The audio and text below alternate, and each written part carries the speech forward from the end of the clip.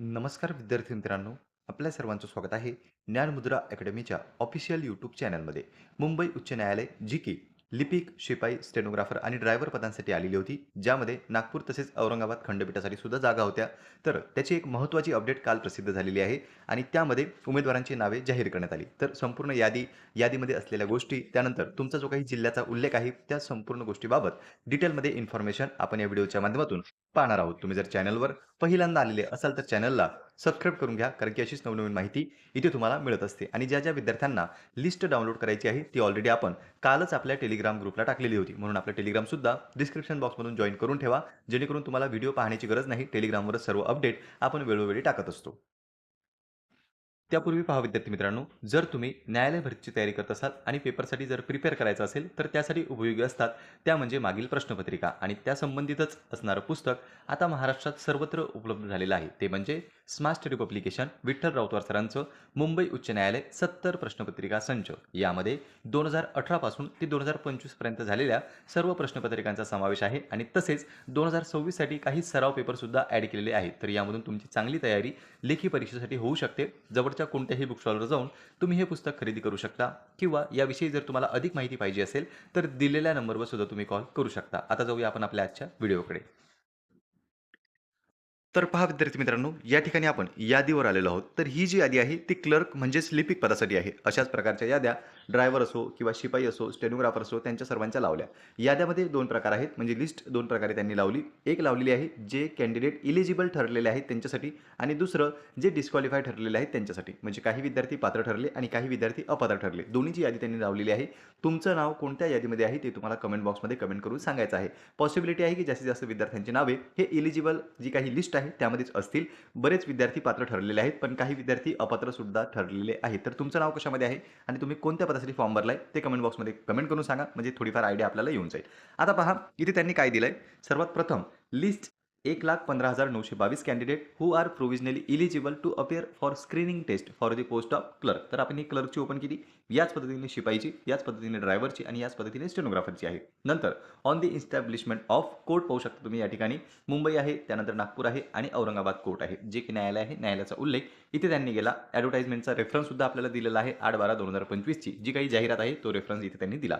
तर खाली काय सांगता येते की the enlisted candidate are here be informed that the date and time venue of screening test and information regarding hall ticket admit card will be convey is due course on the official website of high court. म्हणजे खालील विद्यार्थ्यांना जे काही तुमचं प्रवेशपत्र आहे त्यावर आपण already video तयार केलेला आहे आणि तुम्हाला सांगितलं होतं की हॉल तिकीट येण्या अगोदर तुमची लिस्ट येईल. आणि त्याच पद्धतीने पहिल्या व्हिडिओपासूनच आपण सांगत आहोत की न्यायालय भरतीमध्ये सहसा लिस्ट या ठिकाणी प्रसिद्ध केल्या जाते. जिल्हा न्यायालय वगळता इतर आतापर्यंतच्या सर्व भरतीचं जर तुम्ही अनालिसिस केलं तर न्यायालय पात्र आणि अपात्र उमेदवारांची यादी लावतच असते आणि त्यानंतरच तुमची परीक्षा घेत असते. मागच्या व्हिडिओमध्ये आपण हॉल तिकीट संदर्भात चर्चा केली होती. त्यामध्ये सांगितलेलं होतं की अगोदर तुमची लिस्ट येईल आणि लिस्ट आल्याच्यानंतर हॉल तिकीट येईल. आता सध्या तुमची लिस्ट आलेली आहे आणि काही दिवसांनी तुम्हाला तुमचं प्रवेशपत्र किंवा त्यापूर्वी तुम्हाला तुमचा डेट आणि टाइम सांगण्यात येणार आहे. म्हणजे परीक्षा केंद्र कोणतं राहील, परीक्षेची तारीख कोणती राहील ते तुम्हाला अगोदरच लिस्टच्या माध्यमातून सांगितलं जातं आणि नंतर तुमचं हॉल तिकीट जनरेट होत असतं. या ठिकाणी पहा, आता अगोदर सिरियल नंबर आहे, त्यानंतर रजिस्ट्रेशन आयडी आहे, नंतर जर तुम्ही पाहिलं तर विद्यार्थ्याचं नाव आहे, नंतर त्याने कुठे फॉर्म टाकलाय त्याची माहिती आहे आणि सर्वात शेवटी डिस्ट्रिक्टची माहिती आहे. तुमच्या जिल्ह्याचा उल्लेख इथे त्यांनी ऑलरेडी केलेला आहे. आता यावरून काय लक्षात येतं असं की आपले जे काही परीक्षा केंद्र राहतील ते पॉसिबिलिटी आहे की आपल्या जिल्ह्याच्या आसपास किंवा आजूबाजूचे जिल्हे आपल्याला मिळू शकतात. पहिल्या व्हिडिओपासूनच कमेंट्स येत आहेत की आमचा पेपर कुठे होईल. तर पहा, अगोदरच जिल्हा न्यायालयाच्या जे काही भरती झालेल्या होत्या त्यामध्ये विविध सेंटर्स देण्यात आलेले होते. नंतर जर तुम्ही लास्ट क्लर्कची भरती पाहिली तर त्यामध्ये सुद्धा सेंटर्स वाढवण्यात आलेले होते आणि आता आणखी सेंटर वाढवलेले आहेत आणि ते डिपेंड करतं विद्यार्थ्यांच्या संख्येवर. या ठिकाणी विद्यार्थ्यांची संख्या जास्त आहे त्यामुळेच सेंटर्स सुद्धा न्यायालयाने वाढवलेले दिसतात आणि पॉसिबिलिटी आहे की तुम्हाला तुमच्या जवळचा जिल्हा या ठिकाणी परीक्षा केंद्र म्हणून मिळू शकतो. आता पहा विद्यार्थी मित्रांनो, इथे अगोदर नाव आहे, त्यानंतर तुम्ही कुठे फॉर्म टाकलाय त्याची माहिती आहे आणि सर्वात शेवटी तुम्ही कोणत्या जिल्ह्यामधून फॉर्म टाकला, कोणत्या जिल्ह्यामधून फॉर्म भरलाय त्याची माहिती सुद्धा या ठिकाणी त्यांनी दिलेली आहे.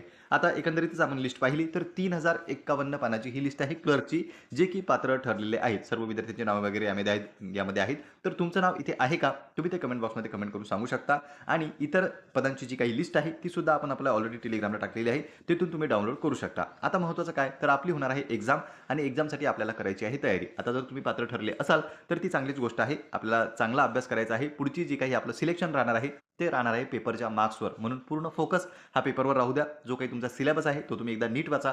मागच्या ज्या काही झालेल्या PYQ आहेत किंवा प्रश्नपत्रिका आहेत त्या तुम्ही ॲनालिसिस करा आणि त्या दृष्टिकोनातून परीक्षेचा अभ्यास तुम्ही करू शकता. राहिला प्रश्न तुमच्या लिस्ट डाउनलोड करण्याचा, तर ऑफिशियल वेबसाईटवर जाऊन सुद्धा तुम्ही सर्वच्या सर्व याद्या डाउनलोड करू शकता आणि लवकरच आपल्याला आपलं जे काही टाईम आहे किंवा डेट आहे एक्झामची ते या ठिकाणी सांगितलं जाणार आहे. पॉसिबिलिटी आहे की 26 एप्रिललाच आपला पेपर होऊ शकतो. 3 सेशनमध्ये आपले पेपर होणार आहेत, सकाळ, दुपार, संध्याकाळ आणि त्याच कालावधी दरम्यान आपल्याला अभ्यास कंप्लीट करायचा आहे. म्हणून साधारणतः टार्गेट ठेवून तुम्ही अभ्यास करा. नक्कीच यामध्ये तुम्हाला चांगले मार्क्स मिळू शकतात.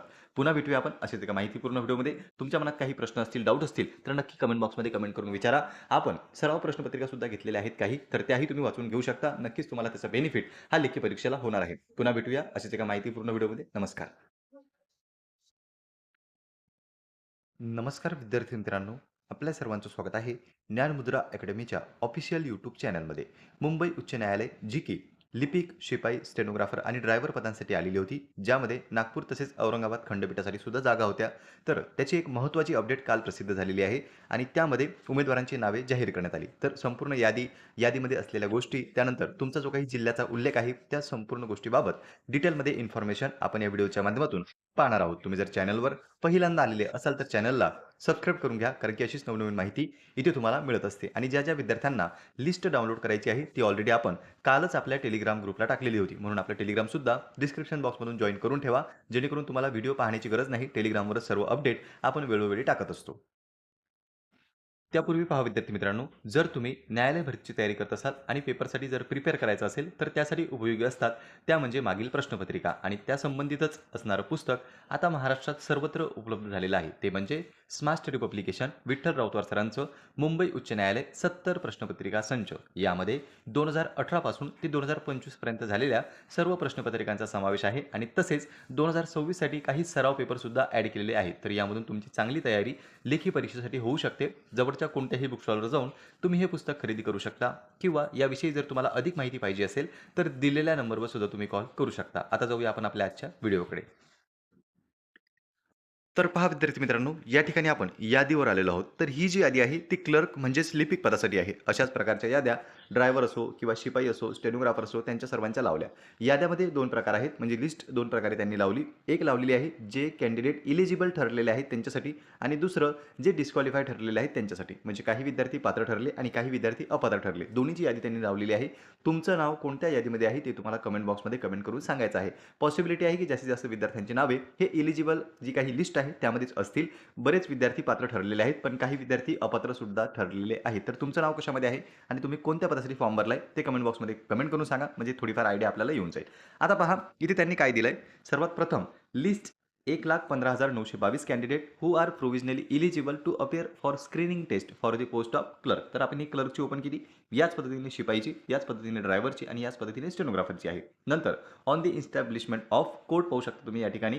मुंबई आहे, त्यानंतर नागपूर आहे आणि औरंगाबाद कोर्ट आहे. जे की न्यायालय आहे, न्यायालयाचा उल्लेख इथे त्यांनी केला. ॲडव्हर्टाइजमेंटचा रेफरन्स सुद्धा आपल्याला दिलेला आहे. 8/12/2025 ची जी काही जाहिरात आहे तो रेफरन्स इथे त्यांनी दिला.